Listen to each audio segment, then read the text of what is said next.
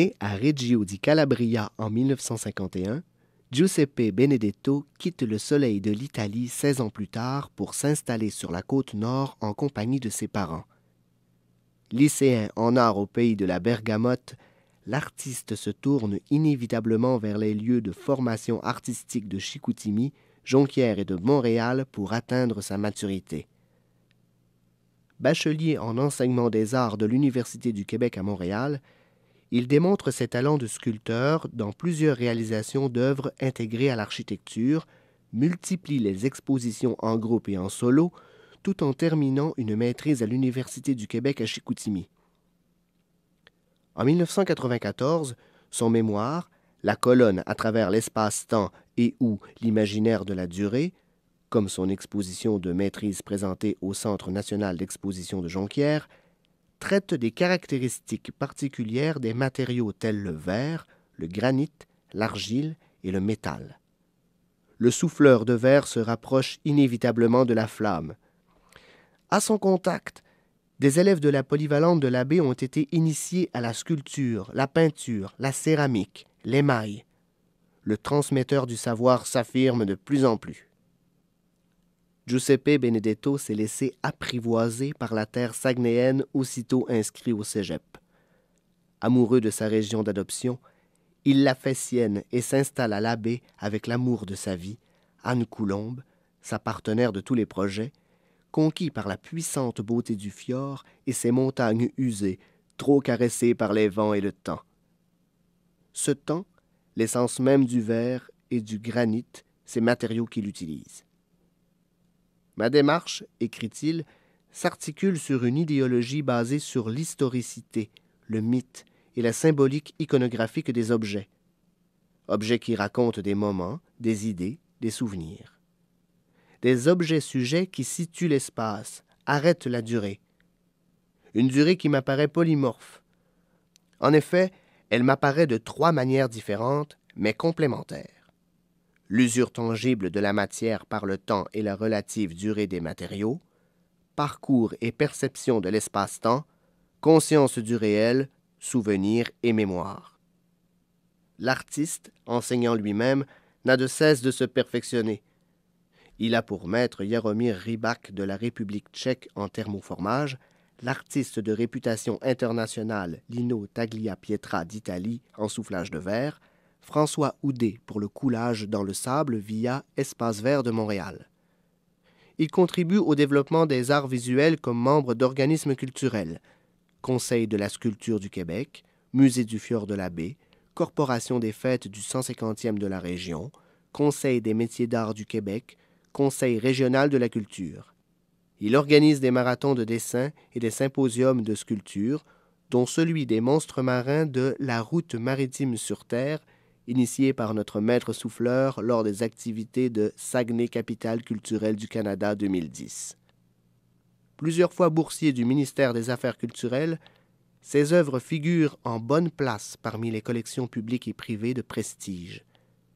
Elles ont été honorées par plusieurs prix, dont le prix d'excellence des métiers d'art ou le prix Hydro-Québec au Gala du mérite économique en 2005.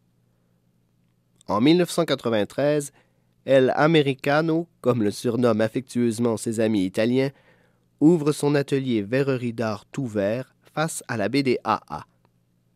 Dans le cumul des éclats colorés de verre cassé au cours de ses expériences, malheureuses mais nécessaires à l'apprentissage, c'est conforter une maîtrise du médium où les couleurs de l'Italie épousent celles du bleuet sous les formes les plus diverses, beluga, baleine, orque, fruits sauvages, feuilles de bouleau ou encore les boules de Noël très prisées par les touristes.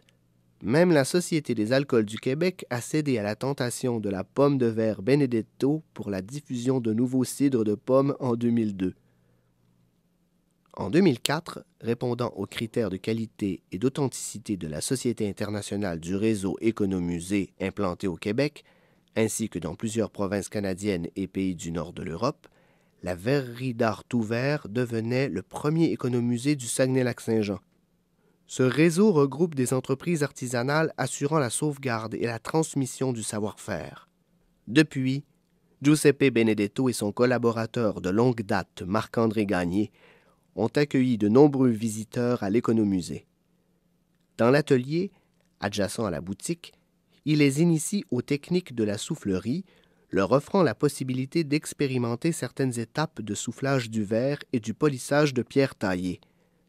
Une salle d'exposition, aménagée à l'étage, propose au regard des objets anciens et contemporains ainsi qu'une imposante collection de créations en verre.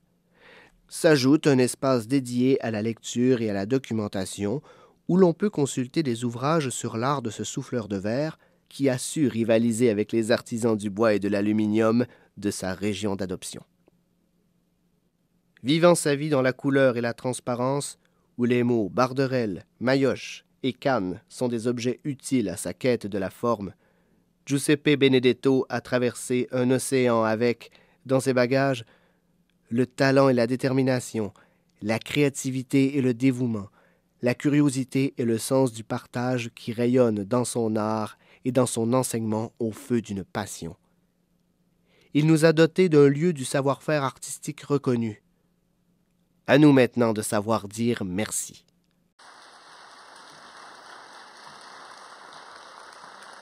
Signore e signori, in questo giorno del 7 giugno 2014, mesdames et messieurs, en ce 7 juin 2014, Giuseppe Benedetto, souffleur de verre, sculpteur et fondateur de l'économusée Tout Vert, est reçu membre de l'Ordre du Bleuet. Complimenti.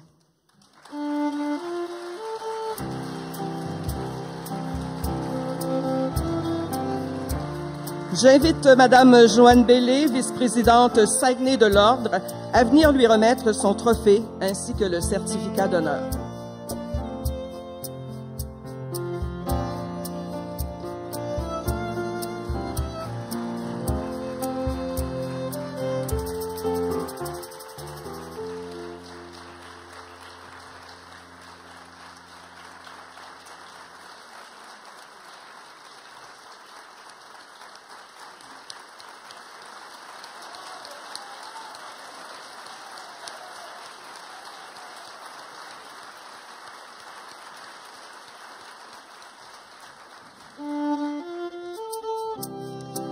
Alors, M. Giuseppe Benedetto est désormais membre de l'Ordre du Bleuet.